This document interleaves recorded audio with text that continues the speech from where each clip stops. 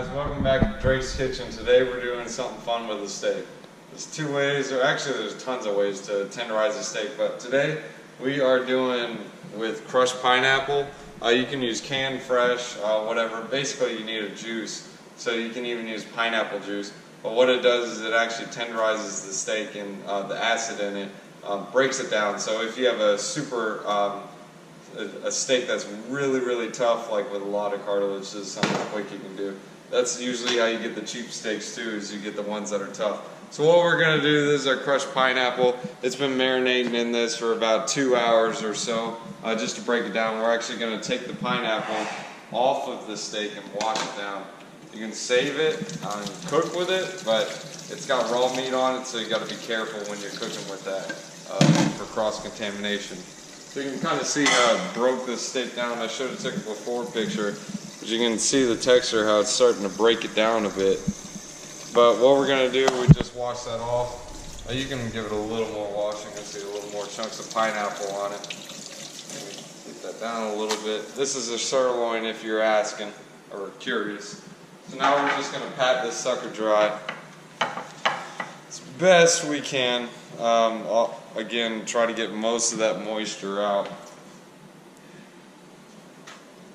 The moisture causes it to be soggy. We don't want moisture on there. So right now we got the pan heating over there on the stove. Let's see. So any type of pineapple will work. I know some people use meat tenderizers, and we give a really funky taste to the steak, and especially if you add too much of it, it'll give you booties. Gotta be careful with that. Alright, so we patted this down pretty well. Now on this pan, we're going to throw on about a teaspoon of coconut oil on there. This is just the organic virgin coconut oil from Sansco. It's pretty cheap there. And we're just going to use pretzel salt. Not regular salt, pretzel salt. It's got the large chunks. It's like a rock salt, and it actually keeps from absorbing into the steak as easy as regular salt. So you're going to coat that pan pretty evenly with that salt. You're not going to season it very much. I mean, you can season the steak with salt, pepper, garlic, whatever you want, but we're just going to do regular salt just so you can kind of experiment with the pineapple, using it as a tenderizer. So you can see how we got the smoke on the pan, and that's the noise you're looking for. You want that sear. That sear is going to create that crust that's on that steak. So we're going to let that cook through. It's going to be about 10 minutes per side. Well, 10 minutes on the first side, and the second side will be about 5 minutes. I'm just going to wash my hands. Just get this off the steak, or get the raw juice off my hands.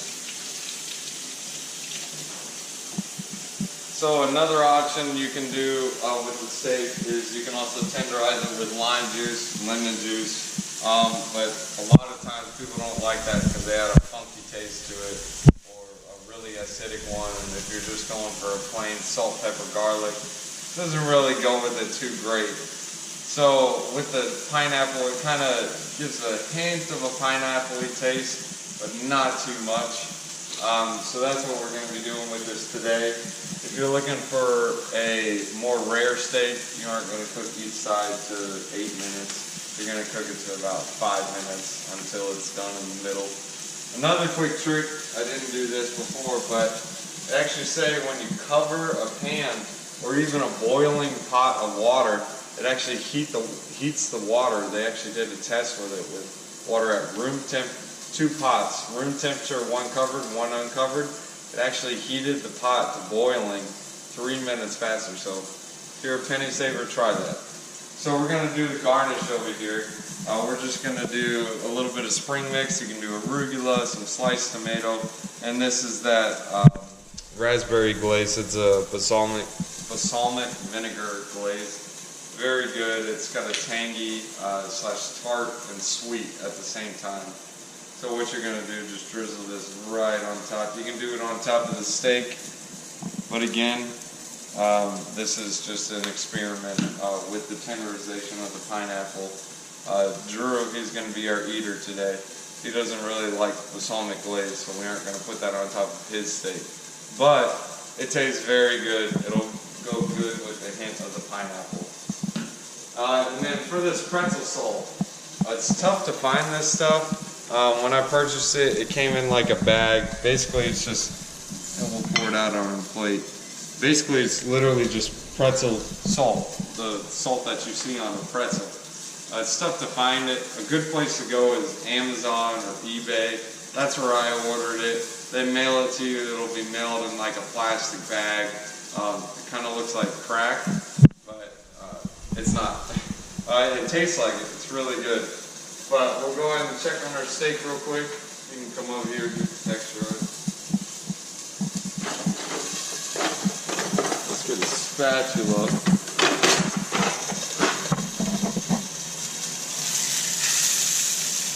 And it looks like it's cooking through pretty well. You can kind of see how it's starting to get a little bit white. We'll just flip up a little piece just so you guys can see it. You can kind of see how that crust is getting on there, and then on the outer edge is the black crust. That's going to be a crispy portion. It'll be really good. That's also why I prefer to use the pretzel salt, because the salt granules actually help in tenderizing it and getting rid of the moisture in the steak. And again, that's how you get the crisp on the steak. That crust on the outside is due to moisture leaving the steak. So basically what we're doing is we're searing the juices on the steak. It doesn't hold the juices in. That's actually a myth where you cook a steak on a skillet instead of on a grill. It actually doesn't seal in the juices. What it does is sears the juices onto the steak, which contribute to the flavor of the steak. So today we're going to be doing a medium well. We got about 2-3 minutes on the steak, so we're going to go ahead and zoom to the end of it, or to when we flip the steak actually. But this is what we're going to top with it. We're going to use some Belgioso Asiago. Just when we flip it over, we're going to top that with it, and then my homemade shallot butter. That's also in my other recipes and the links to the videos. But we'll go ahead and zoom to the end. Alright guys, we're back with the steak, pineapple tenderization steak. What we're going to do, just turn it down just a tad. We haven't turned it down yet, but you can see we're getting a high smoke. We're going to go ahead and take this off. See all the juices right there, that's good stuff. We're going to go ahead and give this sucker a flip. Look at that crust on there. Killer crust, baby. We're going to go ahead and let that sit about 2-3 minutes just to sear the other side. You can actually, well, you can't really hear the noise on it, but it almost sounds like a bone. We'll tap it at the end just so you can hear it. And we're actually going to salt the other side.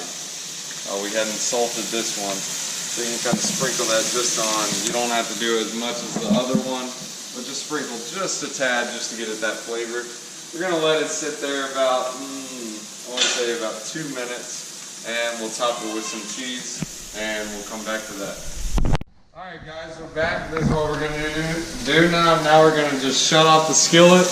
That steak's cooking still. It's a cast iron. That's why I prefer cast iron, because the heat, it actually stays with the skillet. So now what we're going to do, just top a little bit of this on top of the steak just to let that melt.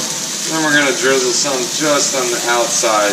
That'll actually crisp up and get like almost like a cheese chip, what we call them. So you can cover it, let that heat that better and melt the cheese, but I'm going to leave it uncovered. This cheese is finely granulated, so it's going to burn easy, so I don't want a bunch of heat to stay with the pan. So we're going to let that heat be released in the air. So let that sit just about a minute just for that cheese crust to come up. So this is also the homemade shallot butter.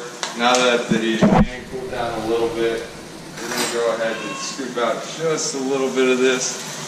We're actually going to put this on the side of the pan, so that'll melt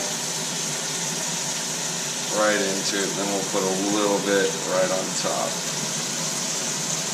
Actually, you know what? Let's just drop it in this and spoon it up on top. That way we don't have to wait for it to melt. We'll just plate it a lot quicker. This stuff's really good. It's made with a white wine and shallots. Shallots aren't like red onions. They are not as strong in flavor. They have a more mellow flavor. That way you can get your flavor of the onion without having to have that super bad breath or that super burn after eating it. So we're going to go ahead and plate this with the cheese crust. This is the best part of it. Don't waste this. Just pour it right on top of this steak.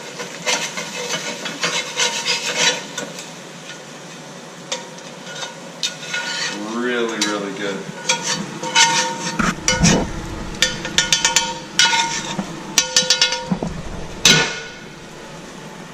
Again, you can take that vinegar and drizzle it on top, but we're not going to do that. Drew's our eater today. He doesn't like that, but I want you guys to hear this crust. This is the crust on the outside. This is a regular knife, no bones. It almost sounds like an actual bone is in there, and I want you guys to see how tender it is. So we're going to cut that portion we just tapped on. Listen to this. Wow. Just cuts through like butter. Might not even need a knife. You can just use a fork and cut through this sucker. Look at this.